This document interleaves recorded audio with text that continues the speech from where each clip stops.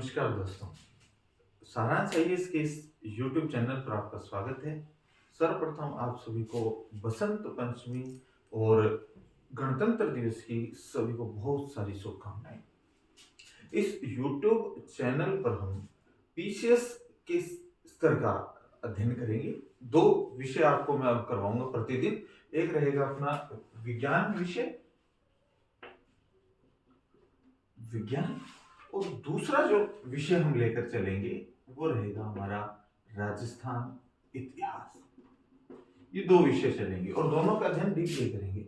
विज्ञान हमारा UPSC level तक का होगा, उसमें आपका स्टेट पीसीएस या किसी भी प्रकार की कोई भी आगे आने वाली, जैसे राजस्थान की आने वाली कोई भी भर्ती परीक्षा है, जैसे कि रीट हो गई, और इसके अलावा जैसे कि एसएससी जीडी है, या आगे एलडीसी वगैरह की जो भी भर्तियां आ रही है, उन सभी में हमारा विज्ञान विषय काम आएगा। राजस्थान इतिहास, राजस्थान की जितनी भी भर्ती परीक्षाएं हैं, चाहे वो आपका आरएस हो, चाहे वो आपका एलडीसी हो, चाहे वो आपका सीईटी हो, या चाहे आपका रीट हो, सभी में राजस्थान इतिहास का एक पोर्शन लगता है। उसमें भी ये आपके लिए उपयोगी साबित होगी। तो आज जो हम सब्जेक्ट लेकर चल रहे हैं वो हमारा है विज्ञान।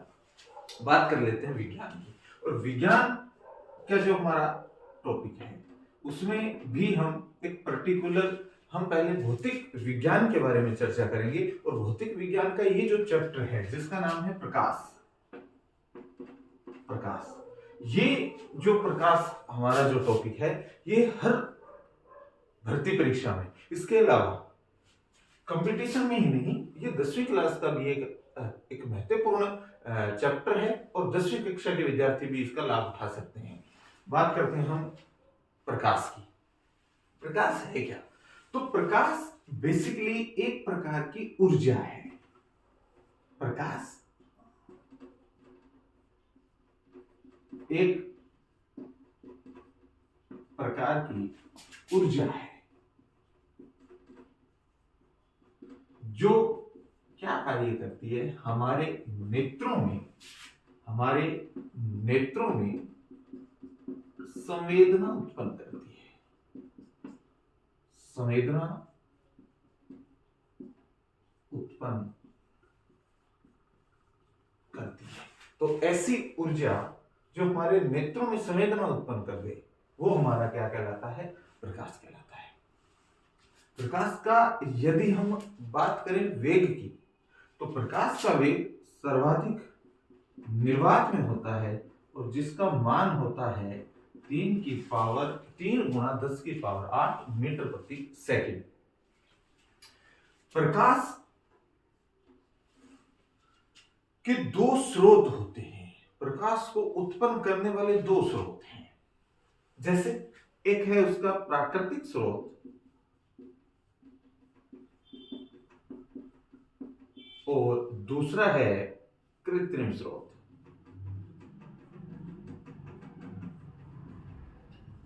एक प्राकृतिक स्रोत है प्रकाश को उत्पन्न करने वाला और दूसरा है हमारा कृत्रिम स्रोत। जो प्राकृतिक स्रोत है इसका मतलब कि ऊर्जा का, प्रकाश का वो स्रोत जिसे हम प्रकृति से प्राप्त करते हैं। इन प्राकृतिक स्रोत में आपका कौन कौन आएगा? तो इस प्रकार प्राकृतिक स्रोत में सबसे जो महत्वपूर्ण एक स्रोत है वो है हमारा सूर्य। इसके अलावा चंद्रमा और तारे, इन सभी से ही हमें जो प्रकाश प्राप्त होता है वो सीधे प्रकृति से प्राप्त होता है। तो ये हमारा जो स्रोत होगा वो होगा प्राकृतिक स्रोत।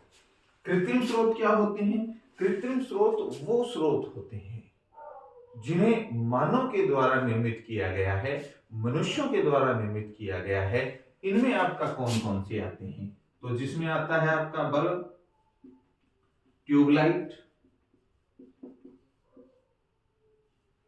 किसी भी प्रकार का सोडियम लैंप, CFL, ये सारे के सारे प्रकाश के कैसे स्रोत हैं? कृत्रिम स्रोत हैं। अब बात करते हैं कि भी कुछ ऐसे पदार्थ होते हैं, कुछ ऐसे स्रोत हैं जो अपना प्रकाश क्या करते हैं? स्वयं उत्सर्जित करते हैं। और कुछ ऐसे हैं जो किसी अन्य की सहायता से क्या होते हैं? दीप्तिमान होते हैं, प्रकाशित होते हैं, उनके भी बारे में हम बात करते हैं। ये नोट कर सकते हैं आप। अगर नोट नहीं करोगे तो कोई बात नहीं है, ये YouTube पर आपका रहेगा, अवेलेबल रहेंगी ये कक्षाएं, तो वहां से भी आप दोबारा उतार सकते हो। अब बात करते हैं हम स्रोत की। दो प्रकार के एक होता है प्रदीप्त,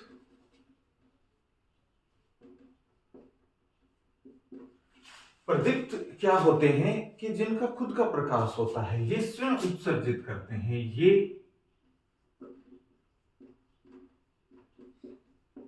प्रकाश को स्वयं क्या करते हैं, उत्सर्जित करते हैं। इसका मतलब इनका खुद का क्या होता है, प्रकाश होता है।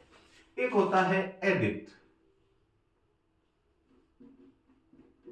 ये क्या होते हैं, इनका खुद का कोई भी ये नहीं होता है, ये दूसरों के प्रकाश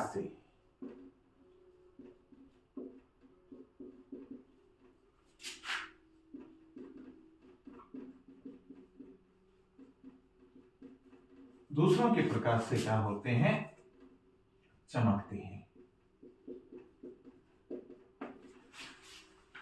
प्रदीप्त में यदि हम बात करें तो सबसे पहले हमारा सूर्य। सूर्य एकमात्र ऐसा प्रकाश का स्रोत है जो इसका खुद का प्रकाश होता है, जो स्वयं उत्सर्जित होता है। जबकि दूसरे के प्रकाश की यदि हम बात करें तो चंद्रमा या तारे, ये सारे के सारे तारे, तो इसके अलावा पृथ्वी, मेज या कुर्सी, ये सभी के सभी जो हमारे होते हैं वो क्या होते हैं, अदीप्त होते हैं। अब कुछ अन्य बातों की यहां चर्चा कर लें, उसके बाद में हम प्रकाश का जो महत्वपूर्ण घटना है, प्रकाश का परावर्तन, उस पर चर्चा करते हैं। एक होते हैं आपके पारदर्शी, एक होता है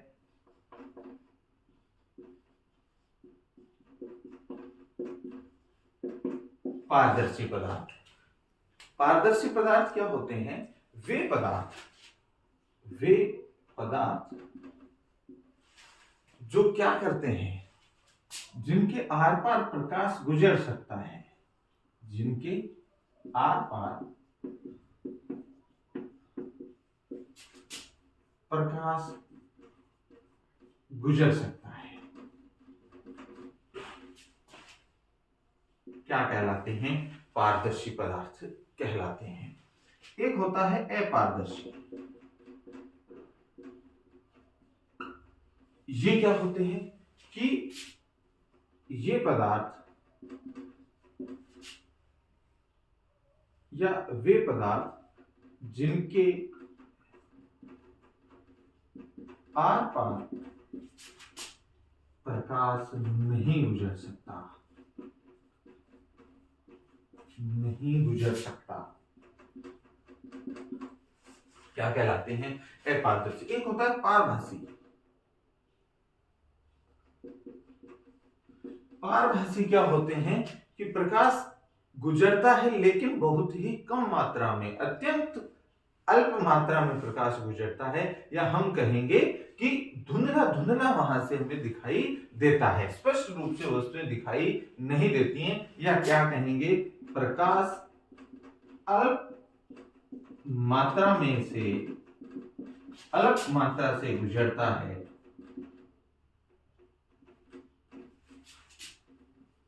क्या कहलाते हैं, हमारे पारभासी कहलाते हैं। इसके बाद में दो चीजें और बात कर लेते हैं प्रकाश के संदर्भ में। एक है छाया का निर्माण होना। छाया का निर्माण कैसे होता है, अगर हम बात करें अपारदर्शी की, तो इसमें आप क्या ले सकते हो, लकड़ी, लोहा, ये सारे के सारे आपके क्या हैं, अपारदर्शी हैं। जबकि पारदर्शी क्या हो सकता है, आपका लेंस जो है वो प्रकाश को गुजार सकते हैं, तो लेंस आपका क्या है, लेंस आपका पारदर्शी होते हैं। पारभासी में क्या ले सकते हो, तो पारभाषी में लिया जा सकता है कि किसी कागज के टुकड़े पर यदि कोई चिकनाई लगी हुई है तो वो हमारा जो पदार्थ बन जाएगा, वो जो कागज का टुकड़ा बन जाएगा, वो आपका किसकी भांति व्यवहार करेगा? पारभाषी की भांति व्यवहार करता है। अब बात करते हैं कि छाया का निर्माण कैसे होता है प्रकाश के द्वारा।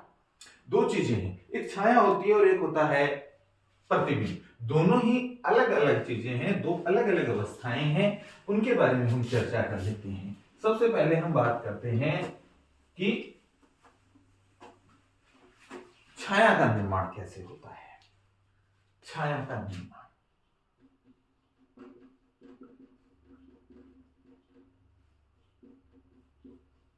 छाया का निर्माण देखिए कैसे होगा। जब कोई भी, ये मान लो आपकी कोई क्या है, एक लकड़ी है और ये यहां से कोई प्रकाश है। जब कोई प्रकाश किसी अपारदर्शी पदार्थ पर टकराता है या प्रकाश के रास्ते में जब कोई अपारदर्शी वस्तु आ जाए तो उस दौरान किसका निर्माण हो जाता है? छाया का निर्माण होता है। और इससे क्या उत्पन्न होती है? छाया। छाया के दो पार्ट होते हैं, एक होता है प्रछाया और एक होता है उपछाया। ये जो प्रछाया है ये क्या होती है कि छाया का जो भाग काला होता है, अंदर वाला जो भाग जो काला होता है, अंधकार में होता है, वो क्या कहलाती है? हमारी परछाया कहलाती है। और उपछाया क्या होगी कि छाया के बाहर का भाग जहां पर कम क्या हो, कम प्रकाश हो, कम प्रकाश हो, वो उपछाया। और जहां पर अंधकार हो, छाया का आंतरिक भाग जहां पर अंधकार हो, वो हमारी क्या कहलाती है? परछाया कहलाती है। ये है प्रकाश और उससे कुछ संबंधित बातें। अब हम यहां पर जो महत्वपूर्ण चर्चा कर रहे हैं वो है हमारा प्रकाश का परावर्तन। प्रकाश का परावर्तन, इससे संबंधित प्रश्न लगभग, अगर किसी भी भर्ती में ये टॉपिक लगता है प्रकाश, तो प्रकाश के परावर्तन से लगभग एक सवाल हम निश्चित रूप से मानकर चलते हैं। सबसे पहले हम बात करते हैं प्रकाश का परावर्तन क्या होता है। तो हम बात कर लेते हैं प्रकाश का परावर्तन। प्रकाश का परावर्तन किसे कहते हैं? सबसे पहले बात,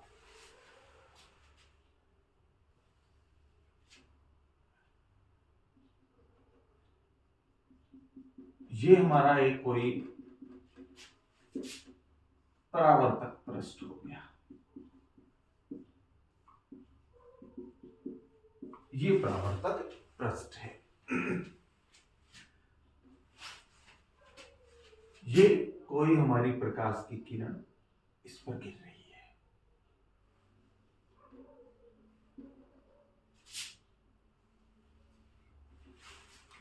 तो प्रकाश का परावर्तन की यदि हम परिभाषा दें तो प्रकाश का परावर्तन क्या होगा कि जब कोई प्रकाश की किरण किसी परावर्तक पृष्ठ से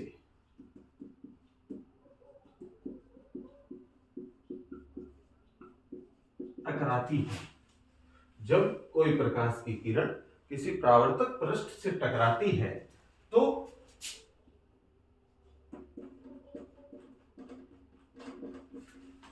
टकराने के बाद वापस उसी माध्यम में लौट जाती है।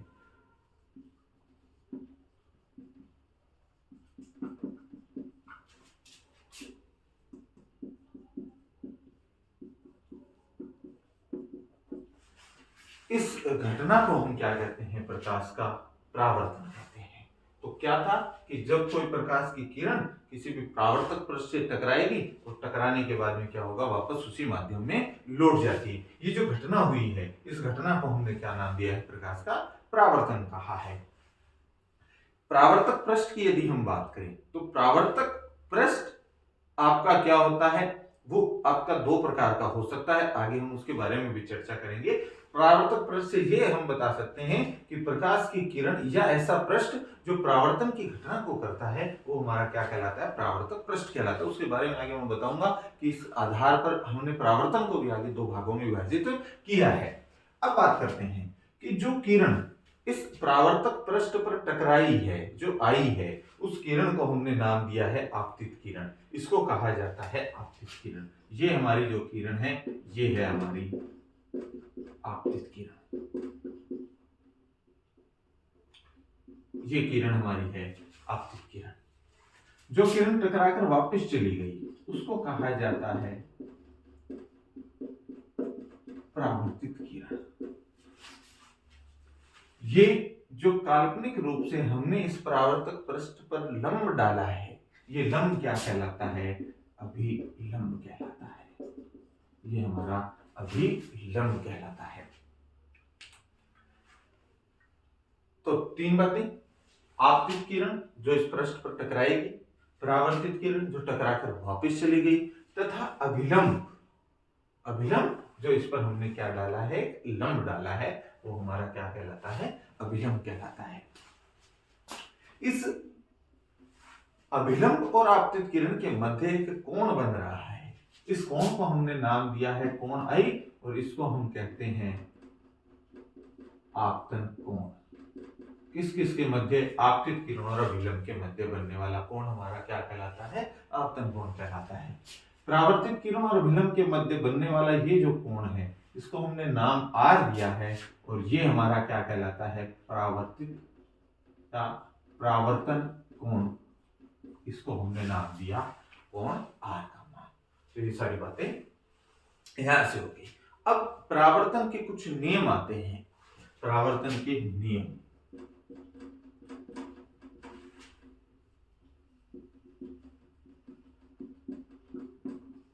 परावर्तन के बेसिकली तो दो नियम हैं। नंबर एक कि आपतन कोण आई का मान सदैव किसके बराबर होता है, कोण आर के बराबर होता है। इसका मतलब कि आपतन कोण का मान सदैव किसके बराबर होगा, इस परावर्तन कोण के बराबर होता है। मान लो, और इसी से संबंधित सवाल परीक्षा में पूछे जाते हैं कि मान लो आपको क्या होगा, इस प्रकार से ये अभिलंब हो गया, ये आपका यहाँ ये हो गया, ये कोण आपका मान लो दिया हुआ है कि 30 डिग्री आपका ये कोण दिया हुआ है। तो इस कोण 30 ये आई का मान है, तो यहां से किसका मान दिया पूछा जाएगा, कि आपसे पूछा जाएगा कि इस कोण आर का मान ज्ञात कीजिए। तो कोण आर का मान भी कितना होगा, नियम के अनुसार इसका मान भी कितना होगा, 30 डिग्री होगा। तो कोण का मान क्या होगा, 30 डिग्री होगा। तो मान कितना आ जाएगा, 30 डिग्री आ जाएगा। तो कोण आई का मान किसके बराबर हो गया, कोण आर के बराबर हो गया। दूसरा जो नियम है, सेकंड नियम है, ये हम देख रहे हैं ये कौन सी किरण है, आपतित किरण है। ये क्या है, परावर्तित किरण है। और ये क्या है, अभिलंब। हम देख रहे हैं कि ये तीनों ही आपतित किरण, अभिलंब और परावर्तित किरण, लिख देते हैं। अब आपतित किरण,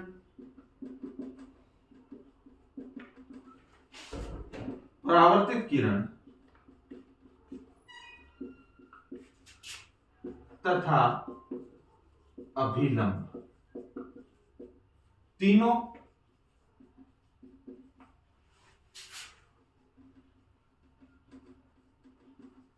परावर्तक पृष्ठ के एक ही तल में क्या होते हैं, स्थित होते हैं। ये देख लो, यहां इस बिंदु O मान लिया हमने, ये इस बिंदु O में ये आपका परावर्तित किरण, अपवर्तित किरण और आपतित किरण और अभिलंब तीनों इसी एक तल में क्या है, स्थित हैं। ये नियम नंबर क्या है आपका, परावर्तक पृष्ठ के एक ही तल में क्या होते हैं, एक ही तल में स्थित होते हैं। तीसरा नियम जो कई बार बहुत सारे अध्यापक नहीं भी बताते हैं और कुछ सारे बहुत से बता भी देते हैं, हम चलो चर्चा कर लेते हैं तीसरे नियम की। तीसरा नियम क्या है कि ये जो आपका आपतित किरण है, इस आपतित किरण की चाल, आपतित किरण की जो चाल होगी वो सदैव परावर्तित किरण की चाल की क्या होती है, बराबर होती है। आपतित किरण की चाल परावर्तित किरण की चाल की क्या होती है, बराबर होती है। जितने वेग से, जितनी चाल से ये आपतित किरण इस पृष्ठ पर टकराएगी, उतनी ही चाल से ये क्या हो जाएगी, वापस लौट जाएगी। तो ये था हमारा कौन सा, प्रकाश का परावर्तन और उससे संबंधित हमारे कुछ नियम। तो ये सारी चीजें थी, बाकी की चर्चा हम अगले क्लास में करेंगे कि प्रकाश का परावर्तन पर आधारित कौन से उपकरण, कौन सी चीजें काम में ली जाती हैं और उनसे संबंधित क्या क्या बातें, वो आगे की कक्षा में हम देखेंगे। धन्यवाद।